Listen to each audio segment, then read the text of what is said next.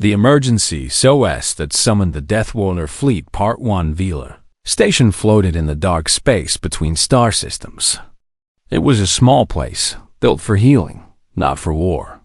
The Veshin Collective had placed it here 40 years ago to help anyone who needed medical care.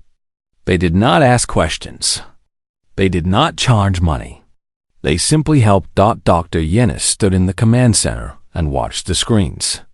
He was tall and thin, like all the Shuns, with pale blue skin and large dark eyes. His hands were made for surgery, not for fighting. He had never held a weapon in his life. "Dr. Yenis," said Pilot Grix from the communication station. "I am picking up ships on the long-range sensors." Yenis turned to look.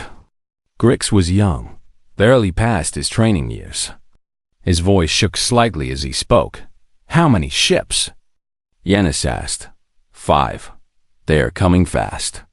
Yenis felt his stomach tighten. The supply ships were not due for another 10 days. No one else should be coming to this sector. He walked to the sensor screen and looked at the readings. The ships were large, heavily armed, and moving in attack formation. "Can you identify them?" he asked. Grix worked his controls with trembling fingers.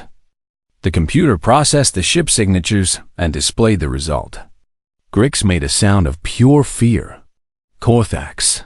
He whispered. The word spread through the command center like poison. Every Veshin knew the Korthax. They were raiders, hunters, slavers. They took people from weak stations and sold them to the underground markets. They were brutal and without mercy. Yenis closed his eyes for a moment.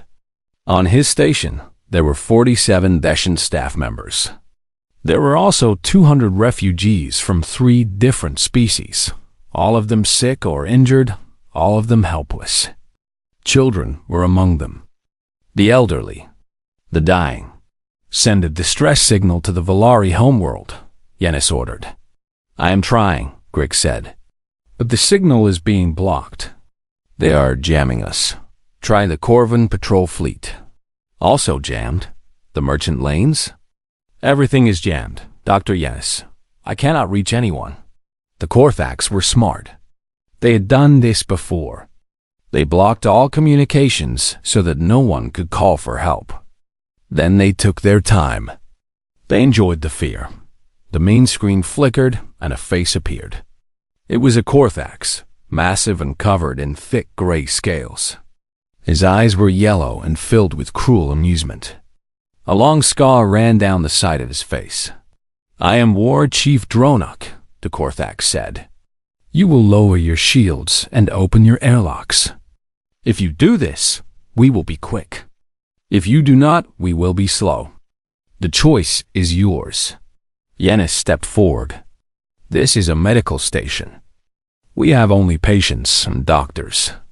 We have nothing of value to you." Dronok laughed. It was an ugly sound. "Nothing of value? I see 200 living bodies on my scanners. Living bodies have great value, Veshin. They work, they serve, they suffer, and buyers pay well for suffering." "Please," Yenis said, "let us go. Take our supplies, take our equipment, but let the people go." "You have 1 hour," Dronok said. "Then we come inside." The screen went dark. Yenis stood very still. Around him, his staff looked at him with wide, terrified eyes. They were waiting for him to save them. But he had no weapons. He had no soldiers. He had nothing but medicine and hope. "Is there any frequency that is not jammed?" he asked quietly. Grix checked his systems. "The standard channels are all blocked. Military, civilian, merchant, everything." He paused. "Wait, there is one frequency that is still open. But it is old. Very old. I do not think anyone uses it anymore." "What frequency?" Grix looked up. His face was pale. "The Human Emergency Response Channel." The room went silent. Everyone knew about the humans. They were the most feared species in the galaxy. They came from Earth, a death world of extreme gravity, violent weather, and endless predators. The humans had evolved to survive anything. They were strong, fast, and incredibly dangerous. Some species called them monsters. Others called them demons. The humans, one of the nurses whispered, "They will kill us all. The Korthax will do worse than kill us," Yanis said. "They will take us. They will sell us. Our children will grow up as slaves." He turned to Grix. "Can you send a message on that frequency?" "Yes, but Dr. Yanis, the humans are Deathworlders. They are not like us. They hunt for pleasure. They fight for entertainment. If we call them here, we do not know what they will do." Yanis looked at the sensor screen. The 5 Korthax ships were getting closer. In less than an hour, they would breach the station. They would drag everyone out and put them in chains. The children would scream. The elderly would die. And no one would ever know what happened to them. "Send the message," Yanis said. Grix stared at him. "Are you sure?" "I am sure of nothing. But I would rather face a Deathworlder than let the Korthax take our people." "Send it." Grix turned to his console. His fingers moved slowly at first, then faster. He programmed the old frequency, encoded the distress signal, and added their coordinates. Then he looked at Yanis one last time. Yanis nodded. Grix pressed the transmission button. The signal left Velar Station at the speed of light. It traveled through the dark space between stars, carrying a simple message. "Emergency, medical station, civilians in danger, raiders incoming. Please help." Grix sat back and let out a breath. "It is done. The message is sent. Did anyone receive it?" Yanis asked. "I do not know. The frequency is very old. It is possible that no one is listening." Yanis looked out the window at the Korthax ships. They were still approaching, still confident, still hungry. They did not know about the signal. They did not know that somewhere in the dark, a message was flying through space. Maybe no one would answer. Maybe the humans would ignore them. Maybe this was the end. That maybe, just maybe, someone was listening. Yanis turned away from the window. "Move all patients to the inner medical bay. Barricade the doors. We will hold as long as we can." His staff began to move. They carried the sick and the injured to the safest part of the station. They stacked beds and equipment against the doors. They did everything they could with the little they had, and in the cold darkness of space, the signal continued to travel, searching for someone to hear it. The emergency SOS that summoned the Deathworlder Fleet Part 2, the USS Horizon, moved through space like a shark through water. It was a patrol carrier, one of the largest ships in the human fleet, built for speed and war. 300 crew members lived inside its metal walls, and every single one of them was trained to fight. Captain Jake Morrison sat in his command chair and read reports on his tablet. He was 42 years old, with gray hair at his temples and old scars on his hands. He had been in space for 20 years. He had seen first contact with 7 different species. He had fought in 2 wars. He was tired, but he never stopped working.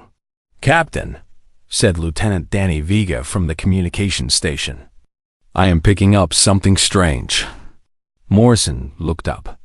"What kind of strange?" "A distress signal, sir. But it is on an old frequency. The Human Emergency Response Channel." Morrison frowned. That frequency was ancient, set up during the early days of human space travel. It was meant for any species to use if they needed human help. But most species never used it. They were too afraid of humans. "Can you clean up the signal?" Morrison asked. "Working on it, sir." Vega adjusted his controls. The static cleared, and a voice came through the speakers. It was high and thin, clearly not human. "Emergency. This is Velar Station. We are a medical facility in Sector 749. Korthax raiders are attacking. We have 200 civilians, including children. We have no weapons. Please, help, please. The message repeated 3 times and then stopped. Morrison stood up slowly. Commander Lisa Tran, his executive officer, walked over to stand beside him. She was shorter than Morrison, with sharp eyes and a quick mind. She had served with him for 8 years. Sector 749, she said. That is neutral space. Outside our jurisdiction. I know.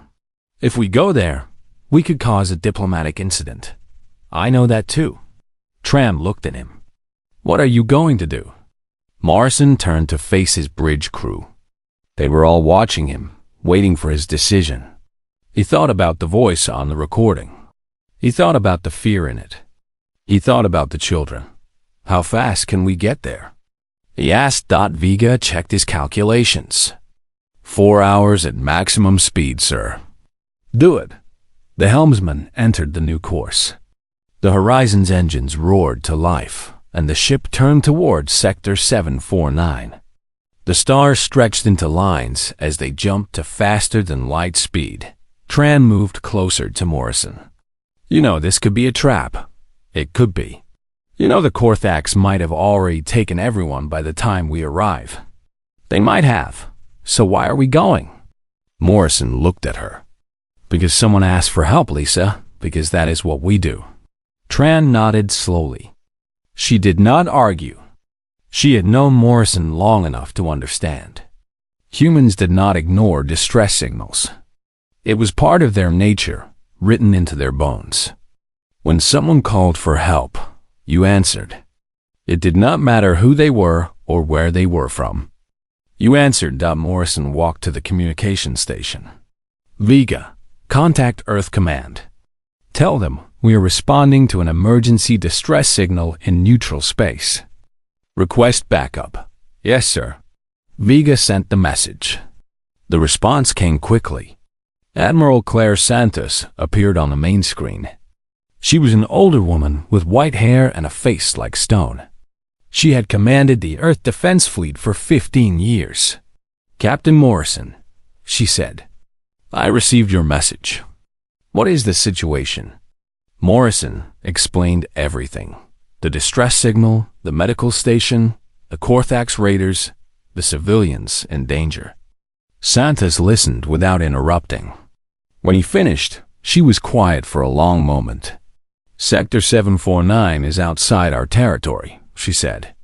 We have no legal authority there. I understand, Admiral. But those people called us.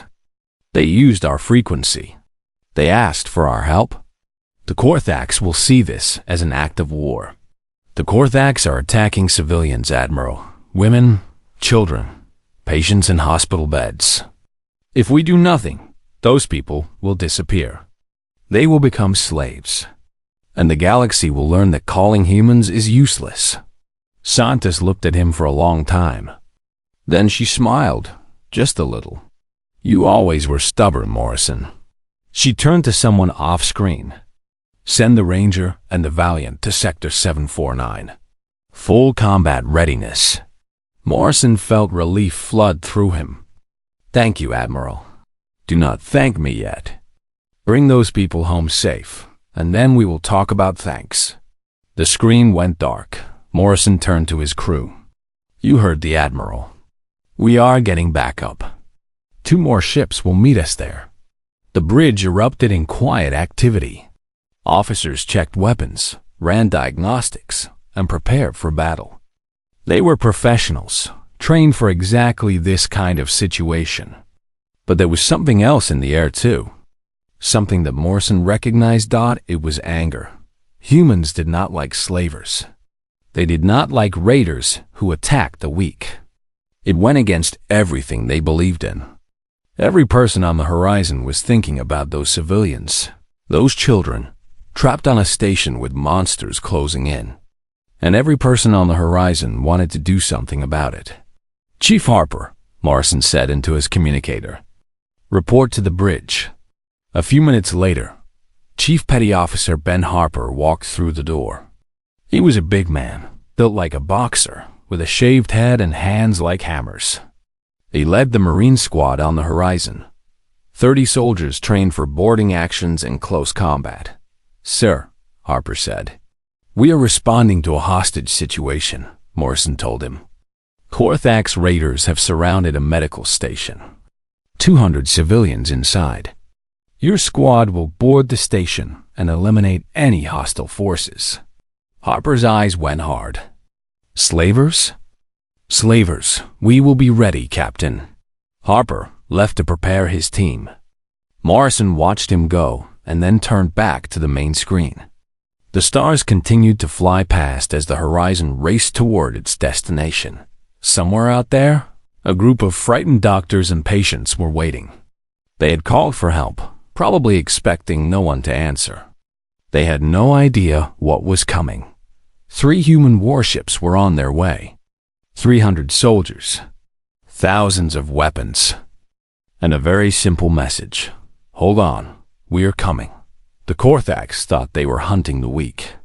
They were wrong. The hunters were about to become the hunted. The emergency SOS that summoned the Deathworlder fleet Part 5. 2 days after the rescue, Valor Station was alive again. Human medical teams worked alongside Deshan doctors, treating the wounded and caring for the refugees.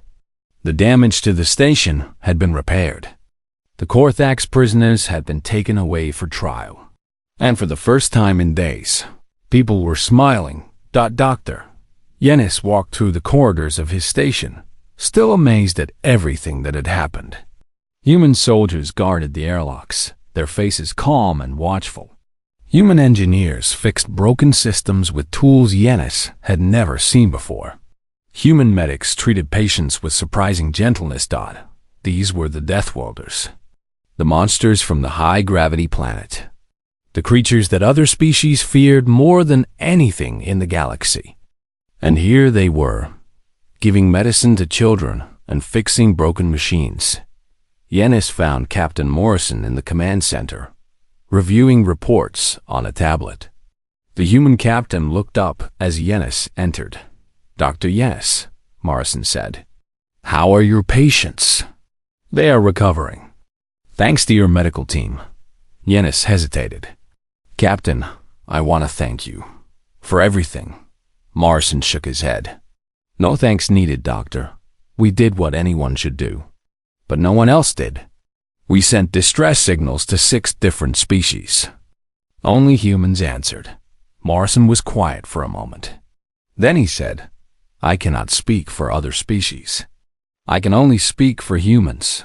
When we hear someone calling for help, we go. It is simple for us. I do not know why it is so complicated for everyone else." Pilot Grix entered the room, looking nervous.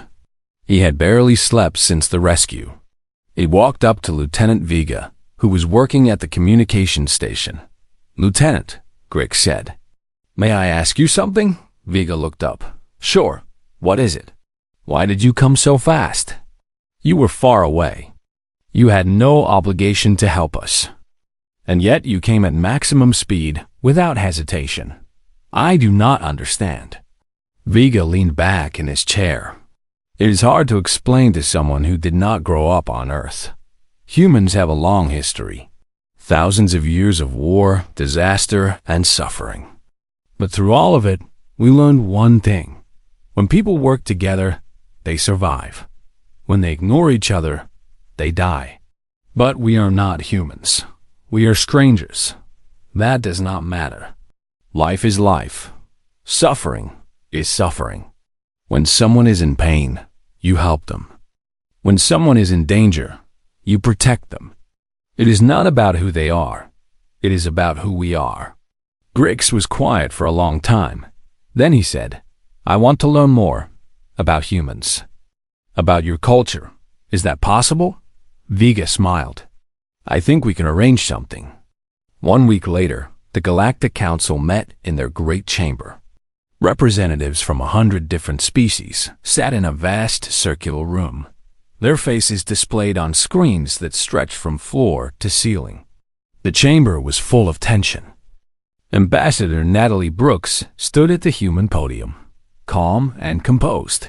She was a small woman with brown hair and sharp eyes. She had spent 30 years in diplomatic service, and she had never lost an argument. The Korthax representative spoke first. His name was Governor Trell, and his voice was full of anger. "The humans have committed an act of war," Trell declared. "They attacked our ships without provocation. They killed our soldiers. They violated our sovereignty. We demand justice." Brooks did not flinch. "May I respond?" The council chairman nodded. "You may." Brooks activated her display. Images appeared on every screen in the chamber. The distress signal from Velar Station. The Korthax ships surrounding the medical facility. The recordings of War Chief Dronok threatening to sell civilians as slaves. "This is what your soldiers were doing," Brooks said. "They were attacking a hospital. They were going to kidnap 200 innocent people, including children, and sell them in the underground markets. They jammed all communications to prevent anyone from calling for help." The chamber was silent. "Humans received a distress call," Brooks continued. "We responded. We stopped an act of piracy and slavery. We protected innocent lives. And now the Korthax demand justice?" She looked directly at Trell. "I think justice has already been served." Trell's face turned red. "You had no authority in that sector. You had no right to interfere. We had every right. The Human Emergency Response Channel is open to all species. Anyone who calls that frequency is asking for human help. And humans do not ignore those calls." A murmur spread through the chamber. Other representatives began to speak. "The Veshan Collective supports the human action," said the Veshan ambassador. "They saved our people. We owe them a great debt." "The Corvan Republic also supports this action," said another voice. "Pirates and slavers have attacked our ships for years. Someone needed to stop them." More voices joined in. Species that had been afraid of humans now spoke in their favor. Species that had suffered from Korthax raids expressed their gratitude. Even some neutral species agreed that the humans had acted correctly. Governor Trell looked around the chamber with growing horror. He had expected sympathy. He had expected outrage against the humans. Instead, he found himself alone. The council chairman raised his hand for silence. "The council has heard both sides.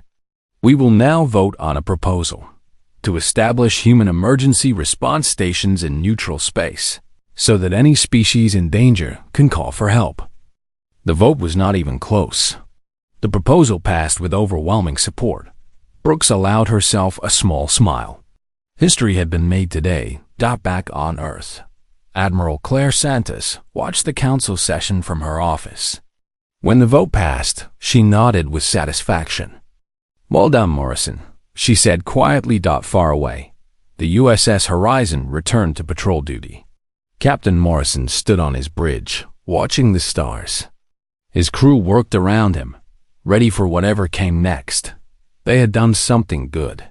They had saved lives. They had shown the galaxy that humans were not just dangerous, but also kind. Not just warriors, but also protectors. On Velar Station, Dr. Yennis began teaching a new course, Human Biology and Culture. He wanted his students to understand these strange Deathworlders who came when called and asked for nothing in return. Pilot Grix received his transfer to a human-allied station. He was nervous and excited. He wanted to understand the humans better. He wanted to be like them. And across the galaxy, a quiet truth spread among the weak and the vulnerable.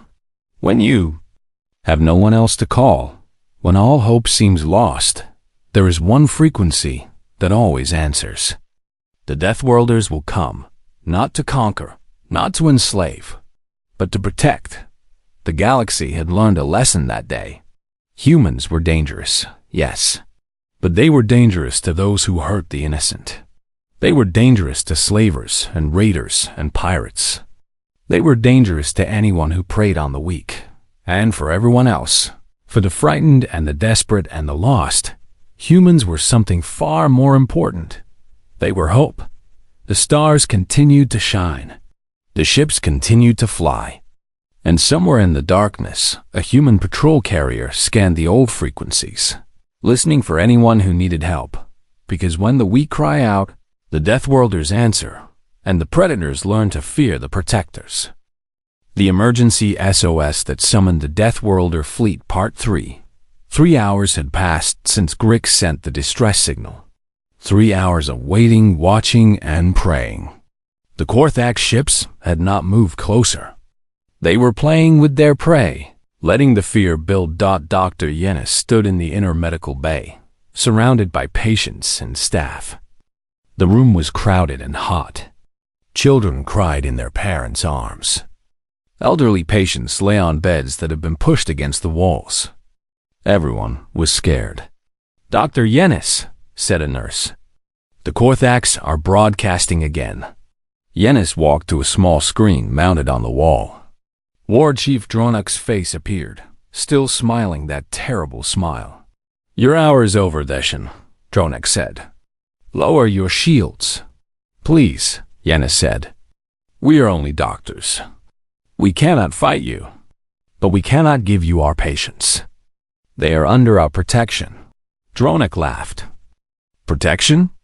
What protection? You have no weapons. You have no soldiers. You have nothing." He leaned closer to the screen. "I am going to enjoy this.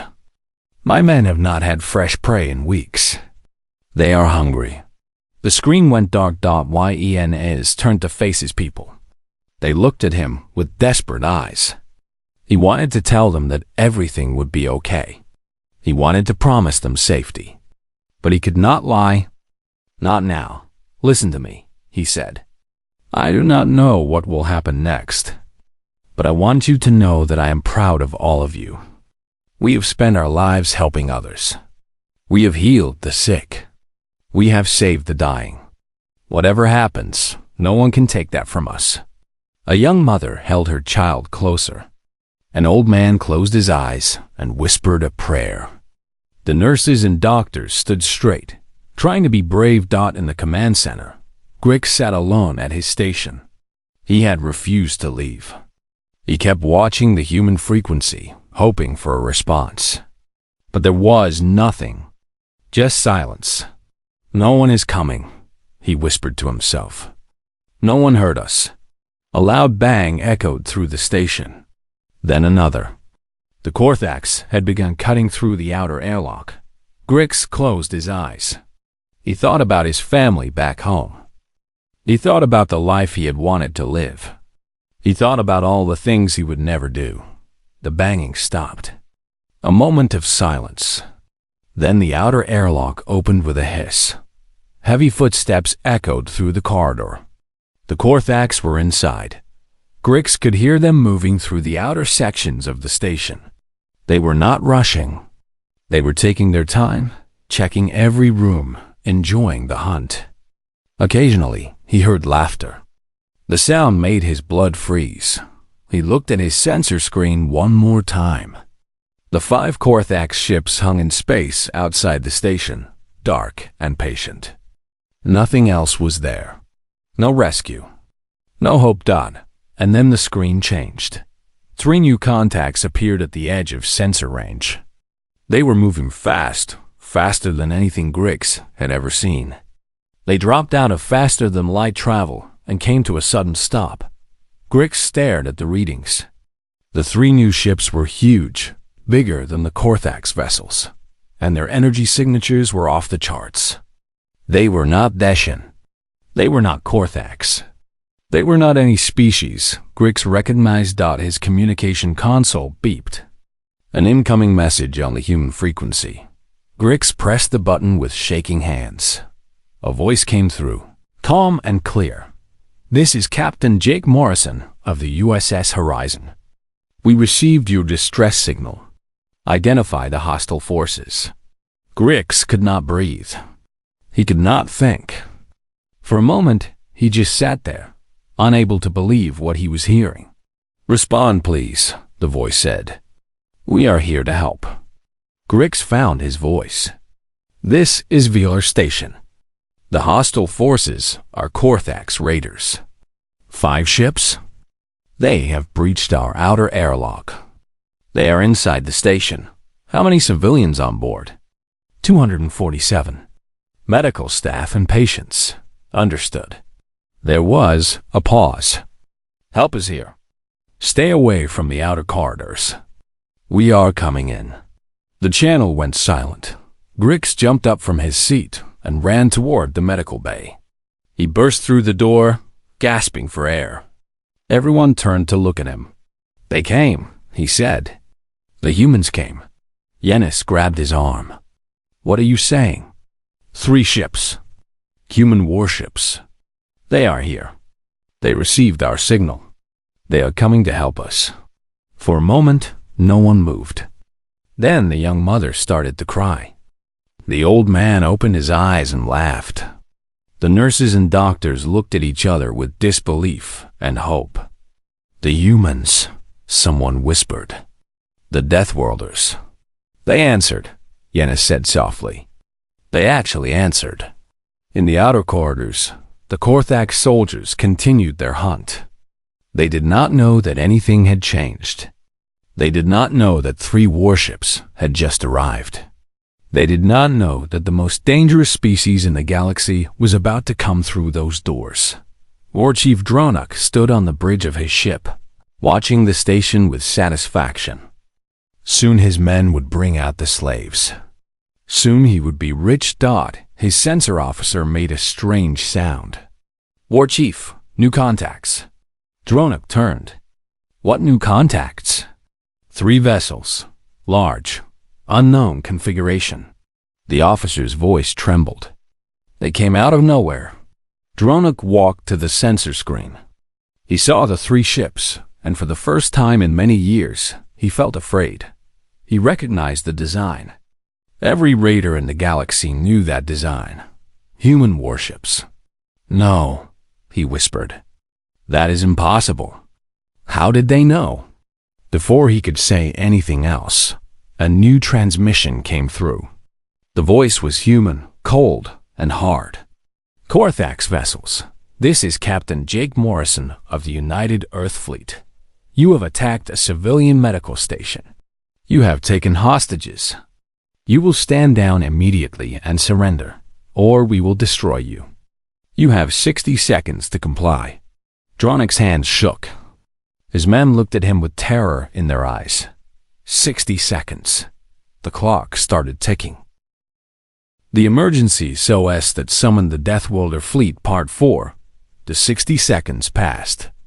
The Korthax did not surrender. War Chief Dronuk made his choice the moment he saw the human ships. He would not give up. He would not become a prisoner. He would fight, and if he died, he would die as a warrior. All ships, attack formation, he ordered. Target the lead human vessel. His 5 ships moved forward, weapons charging. They fired everything they had at the USS Horizon. Energy beams and missiles streaked across space, lighting up the darkness. On the Horizon's bridge, Captain Morrison watched the incoming fire with calm eyes. Shields holding, sir, reported the tactical officer. Minimal damage. Morrison nodded. The Korthax weapons were powerful against civilian ships, but against human military hulls, they were almost useless. Earth had been building warships for centuries. They knew how to take a hit. Commander Tran, Morrison said. Begin attack run. Tran smiled. It was not a nice smile. With pleasure, sir. The 3 human ships moved like dancers. They split apart, circling the Korthax fleet, never staying in one place long enough to be targeted. The USS Ranger went high. The USS Valiant went low. The Horizon drove straight through the middle. The Horizon fired first. 2 precision shots hit the lead Korthax vessel, tearing through its shields and crippling its engines. The ship drifted, powerless and burning. The Ranger struck next, disabling 2 more Korthax ships with a barrage of missiles. The explosions were silent in the vacuum of space, But inside those ships, the Korthax screamed. The Valiant caught the fourth ship as it tried to run. A single shot to its weapons array, another to its engines. The ship stopped dead. Dronok watched his fleet die around him. 4 ships gone in less than 3 minutes. Only his flagship remained. "War Chief," his sensor officer said, "their weapons are too fast. We cannot track them." "Then ram them," Dronok growled. "Full speed ahead. If I die, I will take them with me." The Korthax flagship surged forward, aiming for the horizon. Morrison saw it coming. "He is trying to ram us," Tran said. "I see it." Helm, evasive pattern delta. The horizon twisted sideways, spinning on its axis. The Korthax ship missed by less than 100 meters. Before Dronok could turn around, the Valiant appeared behind him and fired. The flagship shuddered. Its engines failed. It hung in space, dead and defeated. Morrison stood up. All Korthax vessels neutralized. Time elapsed. 3 minutes, 42 seconds. His crew did not cheer. They were professionals. But there was satisfaction in their eyes. The slavers had learned what happens when you attack people under human protection. "Chief Harper," Morrison said into his communicator, "you are clear to board." On the station, the Korthax soldiers heard nothing about the space battle. Their communication with the fleet had been cut. They did not know that their ships were gone. They did not know that death was coming. Chief Petty Officer Ben Harper led his squad through the emergency docking port. 30 human Marines moved in perfect silence, their weapons ready, their eyes sharp. They wore heavy combat armor that made them look like metal giants. Harper raised his hand. The squad stopped.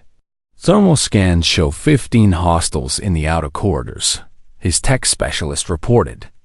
They are moving toward the inner medical bay. We stopped them before they get there, Harper said. Non-lethal if possible. Lethal if necessary. These are slavers. Do not give them any chances. The Marines moved forward. The first Korthax soldier never saw what hit him. One moment he was walking down a corridor.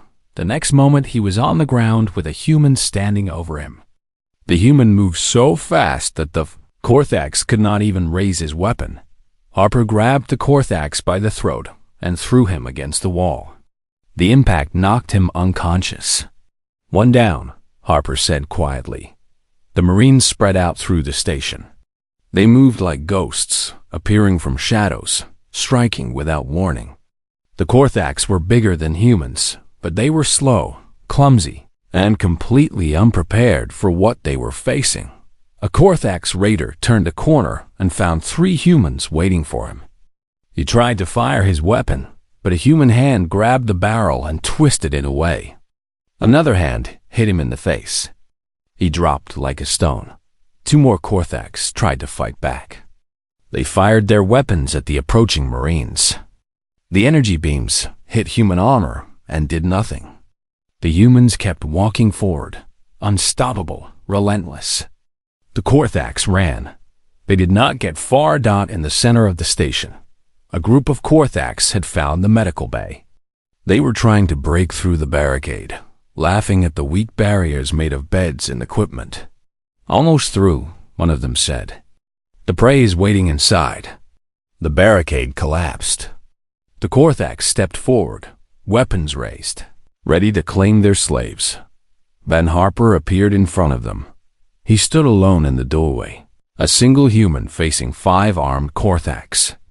Behind him, the civilians watched with terrified eyes. "You will not touch them," Harper said. The lead Korthax laughed. "1 human against 5 of us? You are brave, but you are stupid." Harper smiled. "I only count 1 of me. But behind you, I count 6 of my friends." The Korthax turned. 6 Marines stood in the corridor, weapons aimed and ready. "Drop your weapons," Harper said. Now, 3 of the Korthax dropped their weapons immediately. But 2 of them did not. They raised their guns, aiming at the civilians behind Harper. Harper moved. No one in that room had ever seen anything move so fast. Harper crossed the distance in a heartbeat. He grabbed the first Korthax's arm and broke it with a single twist. The second Korthax tried to shoot, but Harper was already there, taking the weapon away and throwing the raider to the ground. The fight lasted less than 4 seconds. Harper stood over the fallen Korthax, breathing normally. He was not even tired. The civilians stared at him in shock. Dr. Yennis stepped forward slowly, his eyes wide. "You came," Yennis said. "You actually came." Harper looked at him. His face softened. "Of course we came. You called. We answered. But we are strangers. We are not your people. Why would you risk your lives for us?" Harper was quiet for a moment. Then he said, "Because that is what humans do, Doctor. When someone is in trouble, we help. It does not matter if they are human or not. It does not matter if we know them or not. If someone needs help, we come." Yennis felt tears in his eyes. He had spent his whole life helping others. He had never expected anyone to help him. "Thank you," he whispered. Harper nodded. Then he turned to his squad. "Station secure. All hostiles neutralized. Notify Captain Morrison." The message went out. The battle was over, and in the medical bay, 200 civilians realized that they were going to live.